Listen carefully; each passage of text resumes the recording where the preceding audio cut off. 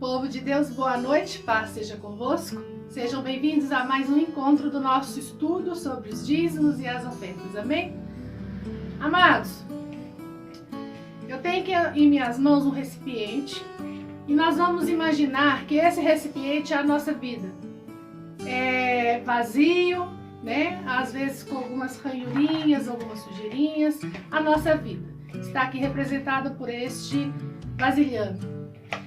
Essa batata, ela representa Deus, as coisas de Deus, as coisas do céu. E aqui nós temos um outro vasilhame com um pouco de arroz. Esse arroz, ele representa tudo aquilo que eu preciso para viver, todas as minhas necessidades básicas de sobrevivência. Bem?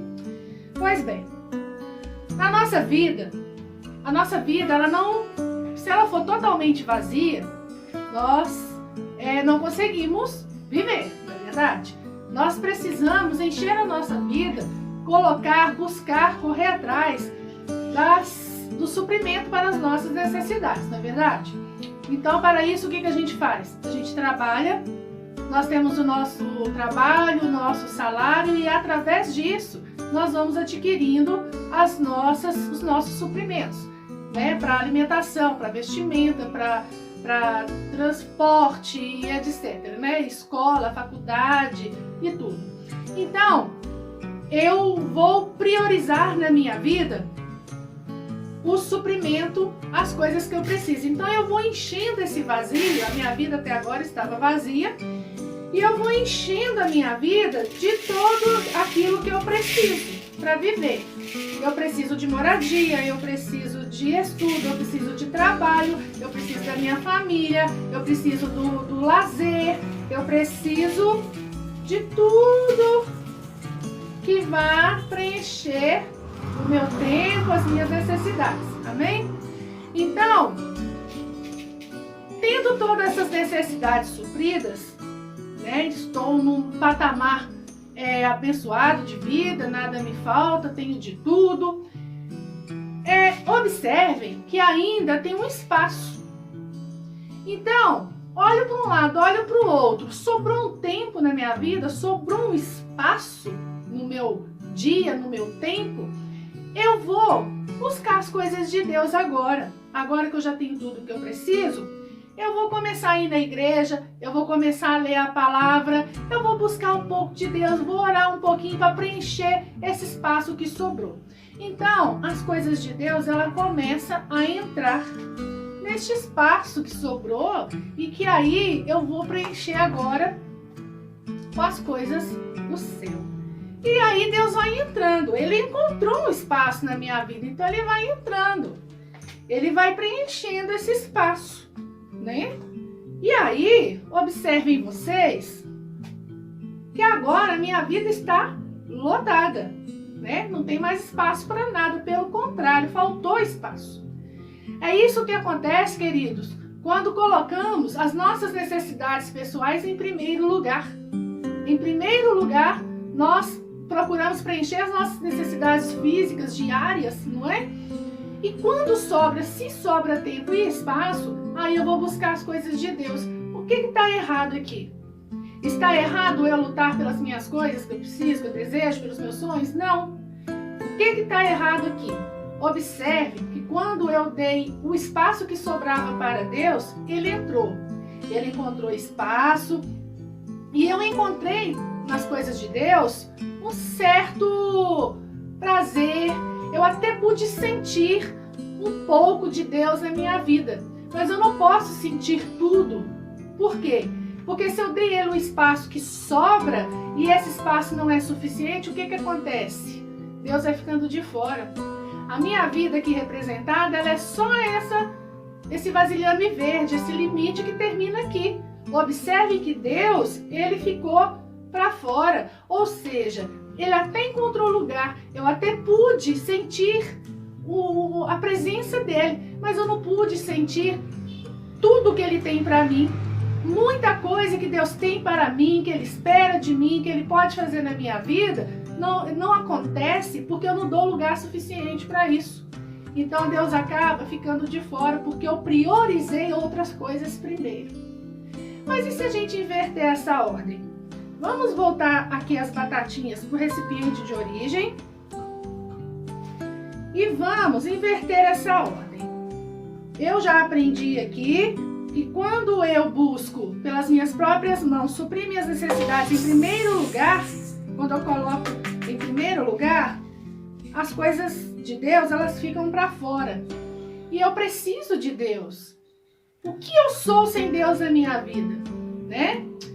Então, invertendo essa posição, está aqui a minha vida novamente vazia. Nós vamos fazer o contrário.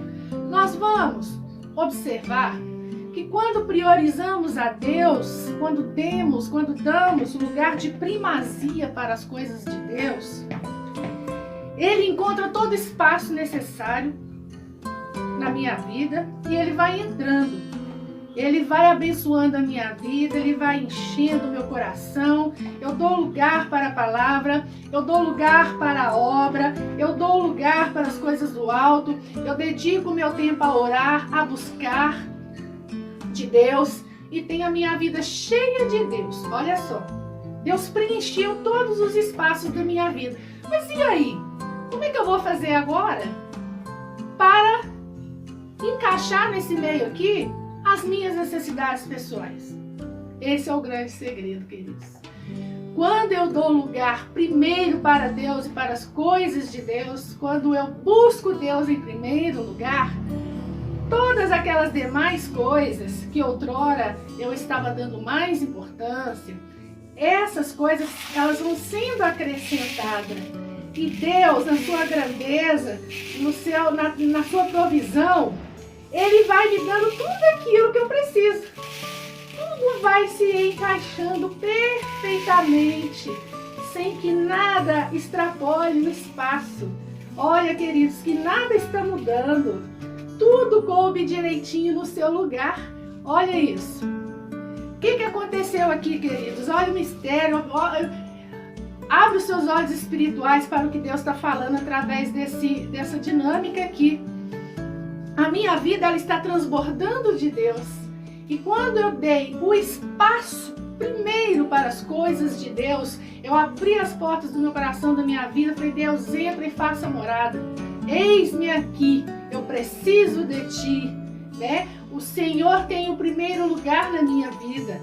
A Tua palavra, a Tua obra, o Teu serviço é prioridade na minha vida. Eis-me aqui, porque eu sei que se eu buscar do Senhor, nada vai me faltar. E aí, amados, eu aplico o meu coração nessa certeza. Eu não fico na dúvida. Mas e se amanhã me faltar isso, me faltar aquilo? Não, queridos. Porque Deus, Ele é Deus de provisão. Ele é Deus de bênção. Ele é o dono do ouro, da prata, queridos. Amém? Então, quando eu encho a minha vida de Deus, Ele vai trabalhando. Não sou eu que estou na direção. Não sou eu que vou fazer as coisas da minha maneira, mas é Ele que começa a agir, é Ele que começa a abrir as portas do céu. Ele sonda, Ele sabe, Ele conhece as nossas necessidades e então Ele vai dando condições, vai abrindo portas, Ele vai colocando nas nossas mãos tudo aquilo que precisamos e até mais para que possamos suprir as nossas necessidades e ainda abençoar os que estão à nossa volta. Amém? Então esse é o recadinho que nós vamos deixando, porque eu vou deixando por aqui para os irmãos. E esse versículo, ele é a chave do estudo de hoje. Buscai primeiro o reino de Deus e a sua justiça, e tudo mais vos será acrescentado. Amém? Então vamos lá para o nosso estudo? Hoje nós vamos estudar a 7ª e a 8ª lei da colheita. Amém, queridos? Qual é a 7ª lei da colheita? Você precisa cuidar da sua plantação para que haja uma boa colheita. O cuidado é essencial para uma colheita farta. Como assim? Né? Se você faz um plantio de uma horta, né, seja lá o que for que você plante, você tem que considerar a semente sem valor, né, para que ela possa passar pelo processo da morte para a multiplicação, deixando aos cuidados de Deus, como já aprendemos em outras lições. Mas alguns cuidados nós temos que ter. Quais são esses cuidados? Né? Regar aquela plantação, cuidar para que as pragas não se aproximem, adubar, né? Proteger a plantação, arrancar os matos, né? E tudo mais, para que a colheita seja farta, para que aquela plantação vingue com o máximo de saúde possível, né? A semente, ela se tornará infrutífera se ficar descuidada num ambiente hostil, não é verdade? Os insetos, o joio e outros animais destruidores farão com que a plantação seja perdida, impedindo então a colheita, não é verdade? Se o fazendeiro seguir todos os procedimentos de manutenção apropriadamente, ele poderá controlar esses inimigos. Ou seja, o fazendeiro bem-sucedido, ele tem que trabalhar duro, ele tem que gostar da sua plantação, ele tem que cuidar dos seus campos, né? Assim como tudo na nossa vida, nós temos que cuidar, gostar do que fazemos, cuidar daquilo que fazemos para que seja bem-sucedido. Amém? A manutenção adequada da sua colheita financeira. Então, se nós falamos da manutenção adequada da colheita na agricultura, qual é a manutenção adequada para a nossa colheita financeira? Trazendo aqui para nossas finanças. Existem áreas de manutenção que você não pode negligenciar se espera receber uma colheita financeira abençoada. Uma dessas áreas, e a principal, é o quê? É colocar Deus em um estilo de vida que venha de Deus, um estilo divino de vida, em primeiro lugar. Então, o que Mateus 6,33 vem nos dizer? Vem nos dizer aquele recadinho que eu deixei para vocês lá no início do nosso estudo, naquela dinâmica lá. Buscai primeiro o reino de Deus e a sua justiça, e todas as outras coisas serão acrescentadas. Buscar primeiro o reino de Deus é um processo de buscar o governo de Jesus Cristo na nossa vida.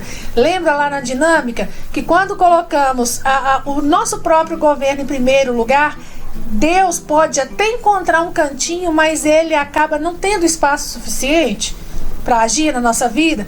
E aí, quando nós invertemos as prioridades e colocamos Deus em primeiro lugar, tudo mais foi se encaixando, foi se adequando. Pois é, para isso temos que destronar o diabo e convidar Jesus para assumir o seu lugar de governador absoluto da nossa vida. Amém? A justiça de Deus, né? Lá fala buscar o reino de Deus e a sua justiça. Essa é a segunda qualificação que precisamos ter para que todas essas demais coisas que precisamos sejam acrescentadas nas nossas vidas. O que é a justiça de Deus? A justiça de Deus não consiste apenas num apanhado de regras que o homem cria, que o homem estabelece. Para buscá-la, nós precisamos ser salvos. Quando aceitamos Jesus e o seu sacrifício lá na cruz, isso nos concede a própria justiça divina. Quando aceitamos Jesus como nosso único e suficiente Salvador, a sua justiça é feita na nossa vida, porque é nele que cremos e esperamos, né, o nosso galardão. Buscar o reino de Deus e buscar a justiça dele são igualmente essenciais para a nossa colheita financeira. Buscar o reino dele e buscar a justiça dele são duas condições essenciais para que a nossa colheita financeira seja abençoada. Jesus afirmou que se não procurarmos primeiro expandir essas duas dimensões na nossa vida, não receberemos todas as demais coisas, né? Então, a própria palavra do Senhor que nos diz, né? Essas duas dimensões têm que estar bem estabelecidas e trabalhadas na nossa vida. Nós temos que colocar o reino de Deus em prioridade na nossa vida, a justiça de Deus na nossa vida, não a justiça dos homens. A justiça do homem, ela é secundária, né? Ela é necessária, mas ela é secundária. Precisamos nos lembrar que Deus fez uma aliança não apenas com a descendência natural de Abraão. Ele fez uma aliança também com a sua, com a minha, com a nossa descendência espiritual. todo cristão está incluído na descendência espiritual de Abraão. Amém, queridos? A palavra nos confirma isto em Gálatas capítulo 3, 29, versículo 29, onde a palavra lá nos diz, né? E se sois de Cristo, então sois descendência de Abraão e herdeiros conforme a promessa. Você é um herdeiro da promessa. Deus dará nas suas mãos o mesmo poder para adquirir riquezas que deu também para Abraão. Se a sua intenção for correta, Deus certamente multiplicará a sua colheita. Então, Deus tem para você, para mim, para nós, a promessa da riqueza, da multiplicação, das bênçãos sem medidas. Mas, para isto, a nossa intenção, a nossa ação na obra do Senhor, diante o olhar de Deus, tem que ser correta, tem que ser de acordo com a vontade dele. Intenções corretas significam intenções que vão além do propósito de abençoar você mesmo. Ele o suprirá com riquezas quando o seu propósito for o de ser uma bênção.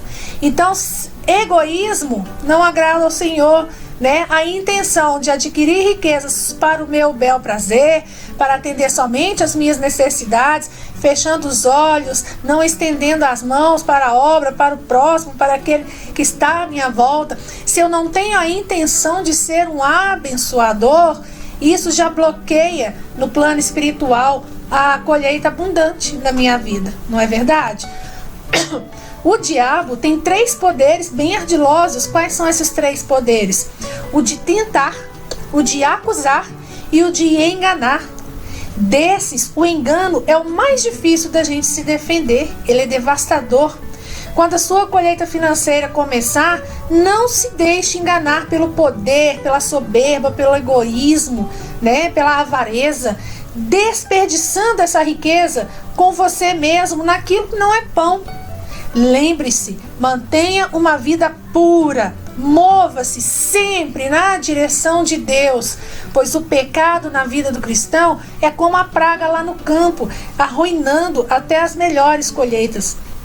Né? Assim como lá na plantação, na agricultura, tem as pragas que destroem, que comem toda a plantação, que faz perder toda a produção. Na nossa vida, o pecado ele é semelhante àquela praga que vem arruinar a nossa vida, que vem corroer a nossa bênção, que venha estabelecer separação entre nós e Deus. Entretanto, uma vida correta, apropriada, ela resultará consequentemente em abundância, em fartura. Nada há de nos faltar. E aí nós entramos na 8ª lei da colheita. Qual é esta 8ª lei? Você precisa semear tendo em vista o tamanho da colheita e não a partir do tamanho da colheita.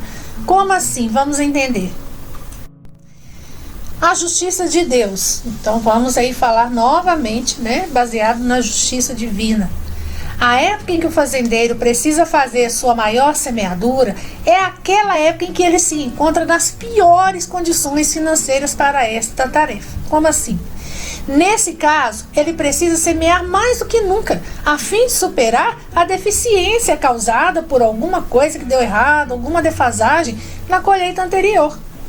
Semeadores sábios, eles semeiam para a colheita financeira sem se importar com o que deu errado lá atrás, nas colheitas anteriores. Em tempos difíceis, precisamos nos lembrar de que somos filhos de Deus, que Ele supre as nossas necessidades e que devemos repreender este medo de ofertar. O medo da insuficiência, ela tende a encobrir a nossa fé. Então, seja lá o que for que aconteceu no seu passado, né? A deficiência que você passou, a falta, a escassez, não deixe que o medo de plantar ousadamente para uma colheita maior venha te impedir de fazer essa semeadura. Tenha os olhos, devemos ter os nossos olhos focados não no tamanho da semeadura que tivemos, mas a partir dela, né? Se eu estou em época difícil, se a minha condição não está tão favorável assim, aí sim eu tenho que ser ousado pela fé a plantar mais, né? A fazer este voto com o Senhor né, de que vou me dedicar mais à semeadura na obra do Senhor, né, para que a bênção ela venha a ser abundante. Quanto mais eu planto, quanto mais ousado, quanto mais a minha fé é aplicada, maior é a minha bênção, maior é a nossa bênção. E aí o medo de que vá haver falta, o medo da insuficiência, ela pode, né, se não cuidarmos, se não vigiarmos, pode encobrir a nossa fé, né? O nosso olhar carnal, ele não pode alcançar um patamar superior ao nosso olhar espiritual. Amém, queridos? Porque tudo no mundo espiritual, tudo na obra do Senhor é num plano sobrenatural. Tudo ocorre num plano superior, né? Onde a nossa fé tem que ser aplicada independente de qualquer situação. O nosso olhar espiritual ele tem que ser atento. Não podemos deixar o inimigo soprar no nosso ouvido, né? De que plantando na obra do Senhor vai nos faltar. É exatamente o contrário, né? Voltando lá no que a gente conversou no início. Busque primeiro o reino de Deus, para que tudo mais seja acrescentado na sua vida, para que a sua colheita seja mais farta. Amém? Vocês observam aí na imagem, Elias, está escrito aí de vermelhinho. Elias vai até Serepta e pede a única alimentação de uma viúva e seu filho. Multiplica o alimento. Olha a ordem dada ali em 1 Reis 17, versículos 8 a 16, os irmãos podem conferir lá na palavra. Esta mulher estava vivendo um colapso financeiro. A despensa estava quase vazia e por medo ela parou de ofertar a Deus. Levada pelo medo da insuficiência, que muitas vezes assola o nosso coração também, ela decidiu desobedecer a ordem de Deus para que alimentasse Elias, né? Quando Elias chegou lá e bateu a sua porta e pediu a ela o único alimento que ela tinha, o primeiro ímpeto dela foi o de negar.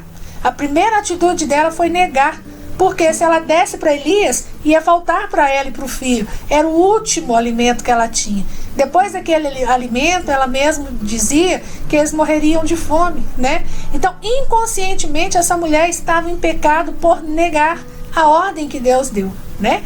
Mas Elias disse para aquela mulher: não temas, vai e faze o que eu te disseste, mas primeiro faze para mim um bolo pequeno e traz aqui fora. Depois fará para ti e para o teu filho, né? Foi a ordem dada. Elias estava cumprindo uma ordem que o Senhor deu. E com este ato, Elias atacou direto no problema daquela mulher. Qual que era o problema dela? O medo da insuficiência. Ele a encorajou a dar uma colheita abundante. Aquela visão do futuro. A visão não estava estancada ali na situação presente, do momento ali. Ele estava ele encorajou essa mulher com uma visão de futuro, sem olhar, sem focar na escassez que ela passou e que ela passava. Porque assim diz o Senhor, né, em 1 Reis 17, versículos 15 e 16. Foi ela que fez segundo a palavra de Elias. Assim comeram ele, a mulher e a sua casa muitos dias. Da panela a farinha não se acabou, e da botija o azeite não faltou, segundo a palavra do Senhor, por intermédio de Elias, né? Deus usa quem Ele quer, amados. E nessa situação, Elias foi usado por Deus para ir até aquela mulher que passava falta, que já estava com a sentença de morte pela fome, né, na mente dela, no coração dela. Inicialmente ela negou, mas encorajada por Elias, ela deu tudo o que tinha. E aí, quando ela fez aquele bolo com o resto que ela tinha de farinha e deu a Elias, o milagre da multiplicação operou na vida daquela mulher e nunca mais faltou. E por dias e dias não faltou alimento naquela casa. Amém, queridos? Outra passagem da Bíblia nos traz um exemplo como este. Lá em Marcos capítulo 12, versículos 41 a 44, olha o que a palavra nos diz. E estando Jesus assentado de frente da arca do tesouro, observava a maneira como a multidão lançava o dinheiro na arca do tesouro. E muitos ricos deitavam muito, né? Colocavam muito dinheiro ali. Vindo, porém, uma pobre viúva, deitou 2 pequenas moedas que valiam meio centavo. E chamando seus discípulos, disse-lhes: em verdade vos digo que esta pobre viúva deitou mais que todos os que deitaram na arca do templo, na arca do tesouro.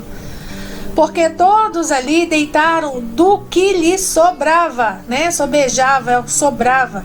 Mas esta mulher, na sua pobreza, ela colocou tudo que tinha, todo o seu sustento. Então, quando fala deitava aí, é que dava lá, né? No nosso caso hoje, a gente usa o gasofilácio para colocar ali a nossa oferta, o nosso dízimo, não é? Então, Jesus, observando isso, os ricos iam lá e colocavam. Aquilo que eles colocavam podia ser muito, mas era muito que para eles nem ia fazer falta.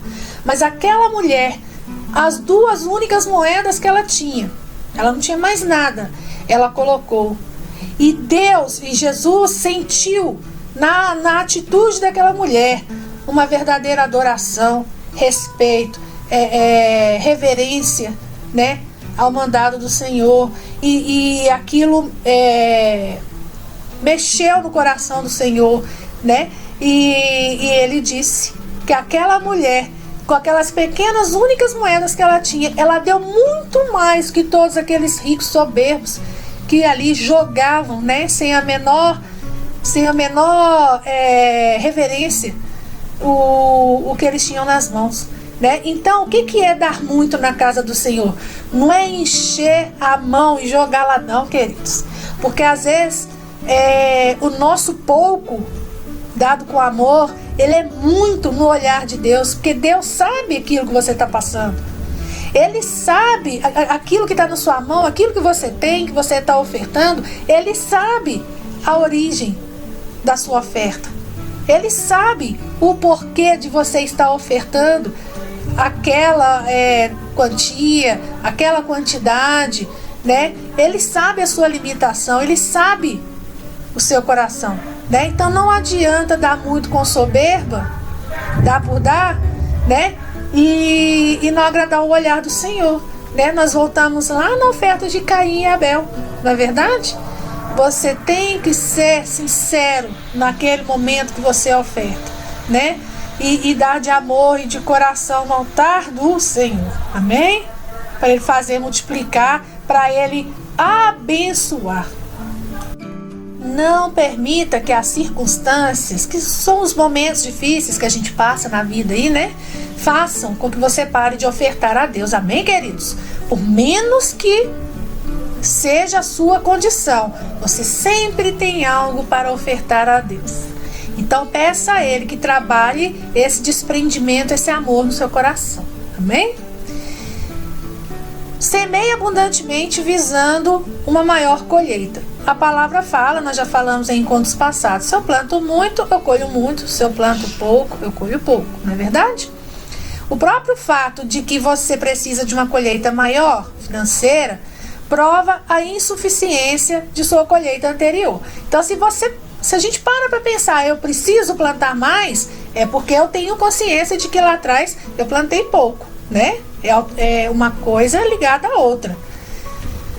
Não planeje a sua semeadura pautada na insuficiência do passado, não fique olhando para o passado, mas plante ousadamente visando o futuro. Lembre-se de que já aprendemos a plantar debaixo de promessa de fé. Deus nunca falha. Se você fizer pela fé sem nada duvidar, o resultado da sua promessa certamente virá. Amém, queridos? Então nós já falamos também em outros momentos da fé, né? A fé aplicada, sem olhar para trás, sem ficar pautado naquilo que já passou, que deu errado, mas naquilo que está por vir, porque através da falha também é que a gente aprende muita coisa, não é verdade? Só depende de você. Pense hoje se suas colheitas anteriores têm sido suficientes. Faz uma reflexão, né? Você não vai ancorar lá não, vai servir para você pensar e analisar o momento agora. Se forem, amém, né? Se for suficiente, amém. Mas se não forem, se você chegar na conclusão de que tudo que você fez até agora não deu certo, não foi suficiente, estava sendo feito de forma errada, né? Não trouxe a abundância que está na promessa do Senhor para sua vida, plante mais, que você colherá mais. Amém? Segundo Coríntios, capítulo 9, versículo 10, a palavra nos diz: ora, aquele que dá semente ao que semeia e pão para comer, também multiplicará e aumentará os frutos da vossa justiça. Quem é que dá a semente para o que semeia? O próprio Deus, né? Para o semeador, ele provê a semente. Amém, queridos? Nós já vimos também em outro estudo aí essa questão. Deus dá a semente àquele que semeia. Quem é semeador? É aquele comprometido com a obra de Deus. É o abençoador comprometido com a semeadura na obra do Senhor. Amém? Hoje nós vamos parar aqui. Semana que vem nós vamos estudar a 9ª, a 10ª e a 11ª leis da colheita. Vai ser o nosso penúltimo estudo, né? Então, desejo de coração que o Senhor continue aí falando dentro de vocês, que vocês continuem meditando, refletindo, revendo seus conceitos acerca da semeadura na obra do Senhor. E semana que vem nós estamos de volta em nome de Jesus. Amém, queridos? Um beijo no coração e até lá.